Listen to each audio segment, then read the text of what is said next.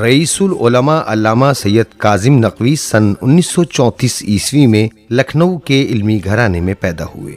آپ کا تعلق ایسے خانوادے سے ہے جو صدیوں سے علم و فضل، دینی خدمات اور مذہبی قیادت کے حوالے سے ممتاز رہا۔ آپ کے والد مولانا ابوالحسن نقوی کا شمار اپنے وقت کے جید علماء میں ہوتا تھا۔ آپ نے بچپن ہی سے اپنے خاندان کے بزرگوں کی علمی صحبت میں پرورش پائی۔ گھر کا ماحول علم و ادب، فہم و فراست اور دین کی خوشبو سے معطر تھا۔ اسی روح پرور فضا میں آپ نے ابتدائی تعلیم اپنے بھائی آیت اللہ سید علی نقی نقوی کی زیر نگرانی مکمل کی۔ یہی وجہ ہے کہ آپ کی علمی بنیادیں مضبوطی سے استوار ہو گئیں۔ آپ نے ابتدائی تعلیم کے بعد مدرسہ ناظمیہ کا رخ کیا اور آیت اللہ مفتی احمد علی، مولانا ایوب حسین سرسوی، مولانا کاظم حسین اور مولانا سید رسول احمد گوپال پوری جیسے اکابر اساتذہ سے کسب فیض کیا۔ ان کی محنت اور علمی شوق کا نتیجہ یہ ہوا کہ انہوں نے ممتاز الافاضل کی سند حاصل کی، جو اس وقت دینی تعلیم کا ایک اعلیٰ اعزاز سمجھا جاتا تھا۔ مدرسہ ناظمیہ کی تعلیم مکمل کرنے کے بعد علامہ کاظم نقوی نے مزید علمی بلندیوں کو چھونے کا فیصلہ کرتے ہوئے نجف اشرف عراق کا سفر اختیار کیا۔ آپ نے تقریباً 20 سال نجف میں آیت اللہ سید ابوالقاسم خوئی، آیت اللہ سید علی بہشتی، آیت اللہ العظمہ محمد تقی خانساری اور آیت اللہ سید مرتضیٰ خلخالی سے کسب فیض کیا۔ آپ کی علمی صلاحیت کو دیکھتے ہوئے آیت اللہ العظمہ ابوالقاسم خوئی، آیت اللہ العظمہ محمد تقی خانساری، آیت اللہ العظمہ مشہدی نے اجازات سے نوازا۔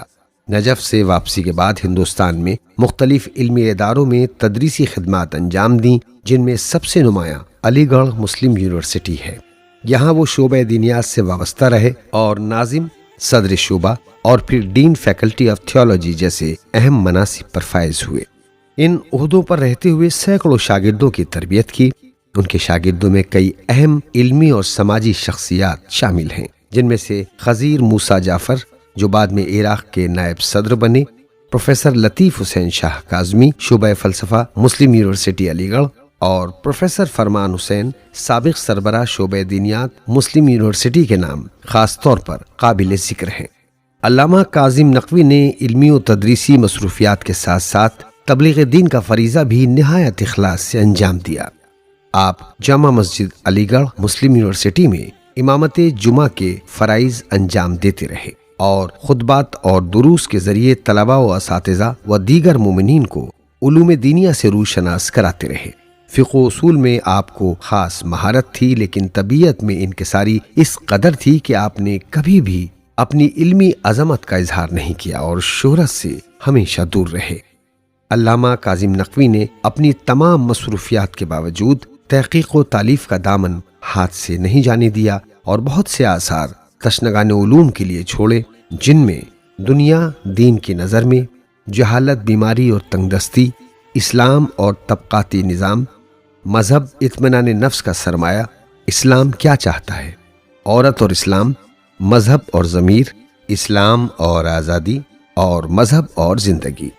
اس کے علاوہ غیر مطبوعہ کتابیں جیسے حاشیہ قوانین الاصول، شرح رسائل اردو، شرح کافی، شرح فرائد الاصول، شرح معالم الاصول، شرح مقاصد اردو اور فقہ اسلامی کے اصول تحقیق وغیرہ کے نام لیے جا سکتے ہیں۔ یہ کتابیں آپ کی علمی صلاحیت کا منہ بولتا شاہکار ہیں۔ آخر کار یہ علم و ادب کا چمکتا آفتاب سن 2018 بروز منگل سرزمین علی گڑھ پر غروب ہو گیا۔